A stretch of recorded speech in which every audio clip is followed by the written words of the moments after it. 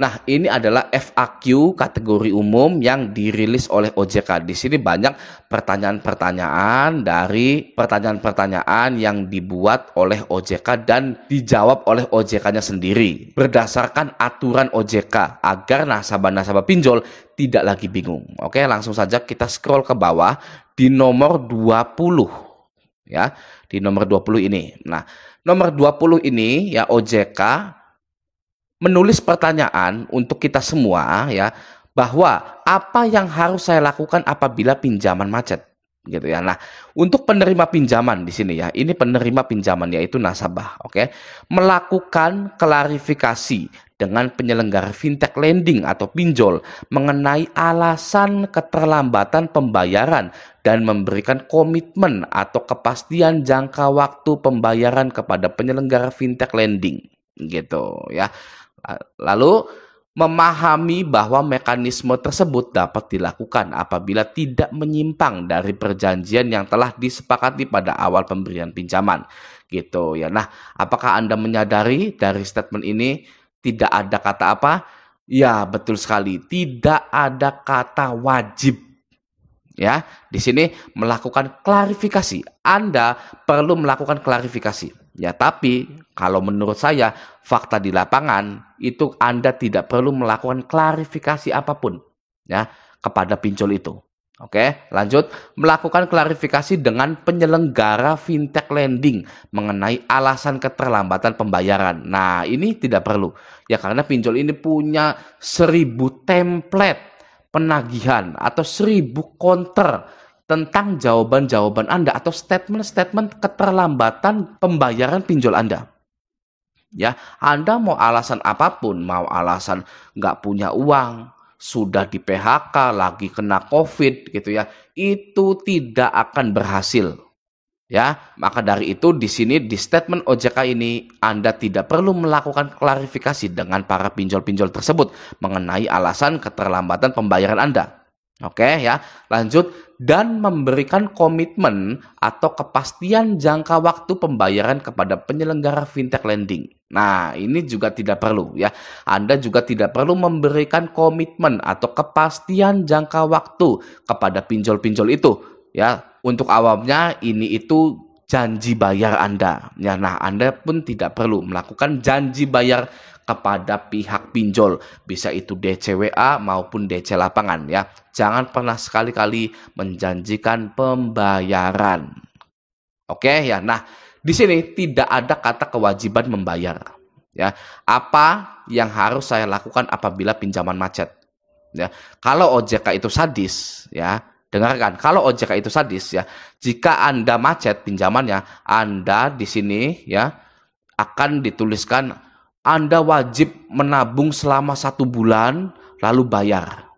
Ya, itu kalau OJK-nya sadis. Ya, tapi karena OJK ini juga dipimpin oleh manusia gitu ya, dan mengerti ekonomi, ya, isinya itu pejabat-pejabat yang lulusan ekonomi, mereka mengerti, mereka memahami tentang rezeki para nasabah-nasabah pinjol ini. Ya, di sini tidak ada kewajiban untuk membayar. Ya, kita ulangi sekali lagi ya. Jika Anda pinjamannya macet, ya, maka Anda perlu melakukan klarifikasi dengan penyelenggara fintech lending, gitu ya. Anda kasih tahu, saya terlambat karena kena COVID atau sedang di PHK nih, gitu ya. Lalu memberikan komitmen atau kepastian jangka waktu pembayaran kepada penyelenggara fintech lending, ya. Kalau Anda memberikan komitmen kepada komitmen atau kepastian jangka waktu kepada pinjol ini ya, Anda bilangnya gini ya, saya mau memberikan komitmen atau kepastian jangka waktu bayar saya yaitu 10 tahun lagi gitu ya. Boleh saja karena ini sudah dirilis oleh OJK nomor 20 ini. Di sini pun tidak dituliskan bahwa Anda harus memberikan kepastian jangka waktu selama 1 bulan, tidak ada ya.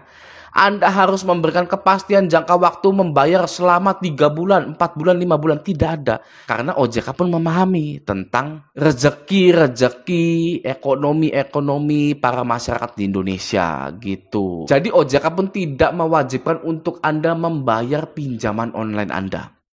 Ya, kalau ada DC lapangan yang datang, Anda berikan saja ya video ini. Mangga Mas ditonton dulu gitu ya. Saya tidak berkewajiban untuk membayar pinjol saya gitu loh ya. Lalu statement ini itu didukung oleh Bapak Hendrikus Pasagi dari OJK juga, seperti ini. Ya, walaupun ini beritanya sudah dari tahun 2020-an gitu ya. Nah, di sini ya. Nih, saya perbesar dulu, oke. Direktur Pengaturan, Perizinan dan Pengawasan OJK Hendrikus Pasagi dari OJK itu ya mengatakan penyelenggara pinjol lending hanya bisa menagih cicilan yang tertunggak maksimal 90 hari. Setelahnya, pinjaman tersebut tidak bisa lagi ditagihkan atau hangus.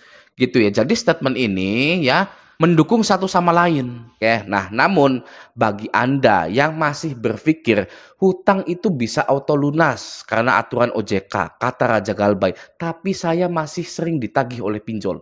Ya, nah, Anda perlu memahami bahwa pinjol itu adalah perusahaan yang paling sering melakukan pelanggaran. Ya, oleh OJK, pinjol ini dihimbau jangan sebar data. Namun faktanya di lapangan tetap sebar data walaupun itu pinjol yang legal.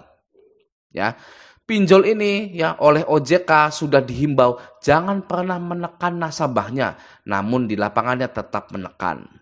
Oke, dihimbau lagi jangan pernah mengakses kontak galeri. Ya, di lapangannya tetap saja pinjol meminta akses kontak dan lain-lain seperti pinjol yang ilegal.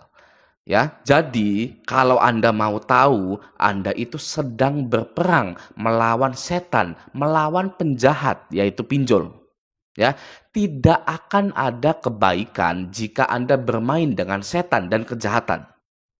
Ya, tidak perlu mengharapkan pinjol ini jadi baik lalu menjilat-jilat kaki Anda yang galbay itu. Ya, lalu berteman dengan Anda menjadi sahabat. Tidak mungkin seperti itu. Oke, jadi walaupun hutang Anda bisa auto lunas, maka Anda akan tetap ditagih. Karena dari awal dengan sadar kita semua ini sudah memutuskan untuk bermain-main dengan penjahat. Oke, mulai dari sekarang kita wajib menganggap bahwa pelanggaran yang dilakukan pinjol itu hanyalah angin lalu saja.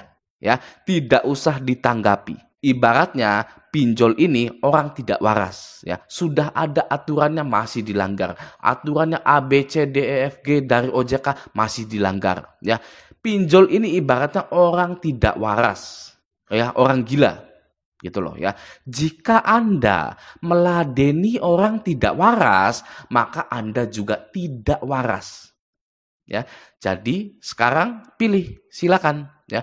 Mau tetap waras ya, atau Anda ikut tidak waras, ikut-ikutan tidak waras bersama pinjol-pinjol itu. Ya, keputusan itu ada di tangan Anda ya. Sudah saya sebutkan semua solusi-solusi untuk terjebak atau jahatnya penagihan-penagihan di pinjol. Anda hanya perlu mengganti nomor Anda, mengganti nomor WhatsApp Anda, mengabaikan semua penagihan-penagihan. Oke, seperti itu ya. Nah, OJK menyadari jika hanya merilis kata-kata seperti ini ya, itu sukar dipahami ya, atau banyak pengguna pinjol yang tidak tahu seperti itu. Bahkan ketika Pak Hendrikus Pasagi itu sudah menyatakan bahwa pinjaman tersebut itu hangus, ya itu masih banyak yang tidak tahu. Taunya itu dari Raja Galbay bahkan gitu ya. Jadi mulai dari sekarang jangan pernah lagi takut dengan yang namanya gagal bayar di pinjol. Oke, gagal bayar di pinjol itu hanyalah masalah mentalitas kita saja. Anda sudah hidup berapa tahun? Ya, 25 tahun, 30 tahun, 35 tahun. Ya, apa susahnya? Oke, apa susahnya untuk memperbaiki mental Anda dalam hal gagal bayar pinjol? Dan juga pengalaman-pengalaman Anda di masa lalu. Ya, kejadian-kejadian Anda yang sudah Anda lalui di masa lalu. Anda bisa susah dari kecil sampai umur 30 ya, tidak masalah. Ini hanya permasalahan pinjol ya. Menjadi masalah besar itu tidak benar ya. Mentalitas Anda harus diperbaiki, mental Anda harus dibenahi lagi. Ya. Yang menjadi permasalahan adalah Anda susah dari dulu sampai sekarang belum sejahtera saja. Ya, masalah pinjol abaikan, ya, singkirkan jauh-jauh. Oke ya, bungkus masalah pinjol Anda itu ya, Anda pergi ke sungai terdekat Anda. Ya, lalu buang plastik yang isinya masalah-masalah pinjol Anda itu. Ya, segera hari ini.